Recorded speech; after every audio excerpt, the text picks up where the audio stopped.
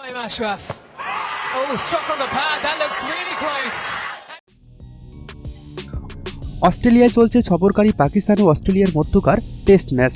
এই ম্যাচে অনন্য এক রেকর্ড করেছেন অলরাউন্ডার আমির জামান। আমির জামালকে টেস্ট অভিষেকের দিনটায় খুব একটা ধারালো মনে হয়নি। খুব গতিময়ও নয় তিনি, স্রেফ মিডিয়াম পেসার। স্কিলেও বিশেষ কিছু চোখে পড়েনি। দ্বিতীয় দিনে সেই আমির জামালেই দারুণভাবে জ্বরে উঠলেন। পাকিস্তানের এই পেসার নজর কাড়ালেন ক্ষুরধার বোলিংয়ে। 6 উইকেট নিয়ে ফিরিয়ে আনলেন পাকিস্তানের 59 বছর আগের এক অনন্য রেকর্ড। অস্ট্রেলিয়ার বিপক্ষে চলতি পারাতো টেস্টে প্রথম ইনিংসেই 111 রানে 6 উইকেট নিয়ে অভিষেক স্মরণীয় করে রাখলেন জামাল।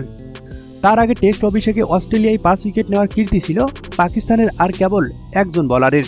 1964 সালের ডিসেম্বরে মেলবোর্নে 89 রানে 6 উইকেট নিয়েছিলেন আমির বাট। জামালের মতো আরিফও ছিলেন পেস বোলিং অলরাউন্ডার।